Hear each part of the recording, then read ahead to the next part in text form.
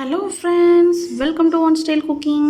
நாம் இன்றைக்கி பார்க்க போகிற ரெசிபி என்னென்னு பார்த்தீங்கன்னா ரொம்பவே சூப்பரான டேஸ்டான நம்ம இட்லி தோசை சாதத்து கூடலாம் பிசைஞ்சு சாப்பிட்றப்ப அவ்வளோ அட்டகாசமான பூண்டு சட்னி தாங்க பார்க்க போகிறோம். வாங்க இப்படி ஈஸியாக டேஸ்டியாக செய்யலாங்கிறத பார்க்கலாம். வீடியோக்குள்ளே போகிறதுக்கு முன்னாடி கீழே உள்ள ரெட் கலர் சப்ஸ்கிரைப் பட்டனை கிளிக் பண்ணுங்கள். கூடவே பக்கத்தில் உள்ள பெல் ஐக்கானையும் கிளிக் பண்ணுங்கள். அப்போ தான் நான் போடுற வீடியோ எல்லாமே உடனுக்குடன் உங்களுக்கு தெரிய வரும். வாங்க இப்போ வீடியோக்குள்ளே போகலாம். பூண்டு சட்னி பண்ணுறதுக்கு ஃபஸ்ட்டு ஒரு பேனில் கொஞ்சமாக ஆயில் சேர்த்துக்கோங்க. இந்த சட்னிக்கு கொஞ்சம் ஆயில் அதிகமாக சேர்த்திங்கன்னா சட்னி நல்லா கெட்டு போகாமல் இருக்கும். இப்போ இதில் 2 முழு பூண்டை கட் பண்ணி வச்சுருக்கேன், அதை சேர்த்து நீங்கள் குவான்டிட்டி அதிகம் வேணால் அதிகம் சேர்த்துக்கோங்க. இப்போ அடுப்பை வந்து ரொம்ப ஹை ஃப்ளேமில் இல்லாமல் மீடியம் ஃப்ளேம்லேயே வச்சு இந்த பூண்டை வந்து நல்லா வதக்கணும். இந்த பூண்டு வந்து கொஞ்சம் கலர் லைட்டாக சேஞ்ச் ஆகும் பாருங்கள், அது வரைக்கும் வதக்குனிங்கன்னா உங்களுக்கு சட்னி வந்து ரொம்ப காரத்தன்மை இல்லாமல் ரொம்ப நல்லாயிருக்கும். இப்போ லைட்டாக கலர் சேஞ்ச் ஆகட்டும். பாருங்கள், பூண்டோட கலர் வந்து நல்லா சேஞ்ச் ஆகிருக்குது. பூண்டு வந்து கருகக்கூடாது. பூண்டோட கலர் பார்த்திங்கன்னா கரெக்டாக வந்திருக்கு. இந்த மாதிரி நல்லா வதக்கிக்கோங்க. இப்போ இது கூட நம்ம வெங்காயம் சேர்த்துடலாம். வெங்காயம் நீங்கள் சின்ன வெங்காயம் பெரிய வெங்காயம் எதுனாலும் சேர்த்துக்கலாம். எந்த வெங்காயம் சேர்த்தாலும் லைட்டாக அந்த மாதிரி ஆயிலில் வதக்கிக்கோங்க. இந்த ஆயிலே நல்லா வதக்குனிங்கன்னா தான் அதோட பச்சை வாசனைலாம் போய் ரொம்ப நல்லாயிருக்கும். ஒரு 1 டீஸ்பூன் போல் கடலைப்பருப்பு சேர்க்க போகிறேன். கடலைப்பருப்புக்கு பதிலாக நீங்கள் உளுந்து கூட சேர்த்துக்கலாம், அவங்களோட ஆப்ஷனல் தான். இப்போ 1 டீஸ்பூன் மட்டும் சேர்த்துருக்கேன்.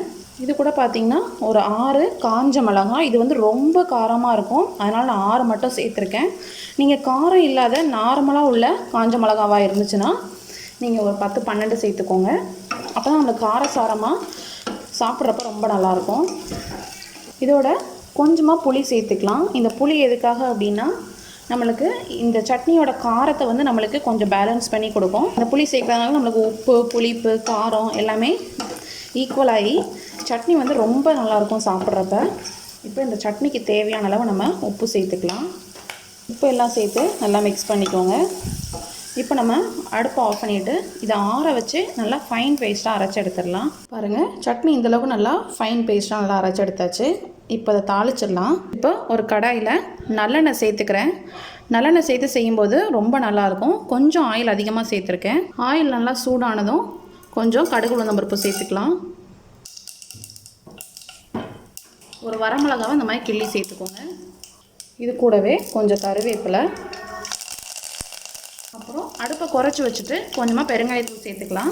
நம்ம பருப்பெல்லாம் சேர்த்துருக்கிறதுனால கொஞ்சம் பெருங்காயத்தூள் சேர்த்துக்கோங்க. இப்போ நம்ம அரைச்சி வச்ச சட்னி இதில் சேர்த்துடலாம். இப்போ எல்லாம் சேர்த்து நல்லா மிக்ஸ் பண்ணிக்கோங்க.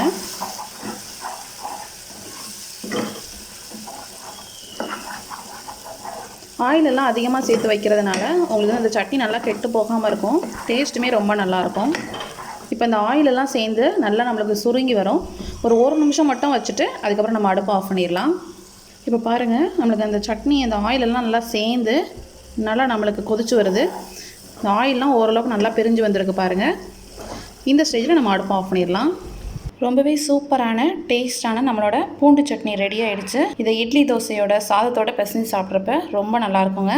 நல்லா சேர்த்து செஞ்சதுனால நம்மளுக்கு கெட்டு போகாமல் ஒரு 2-3 டேஸ் வரைக்கும் நீங்கள் வெளியே வச்சுக்கலாம். ரொம்ப நல்லாயிருக்கும். இந்த ரெசிபி கண்டிப்பாக உங்களுக்கு பிடிச்சிருக்கும்னு நினைக்கிறேன். இந்த ரெசிபி பிடிச்சிருந்துச்சுன்னா நம்ம சேனலை லைக் பண்ணுங்கள், ஷேர் பண்ணுங்கள், சப்ஸ்கிரைப் பண்ணுங்கள், மறக்காமல் கமெண்ட் பண்ணுங்கள். தேங்க்யூ.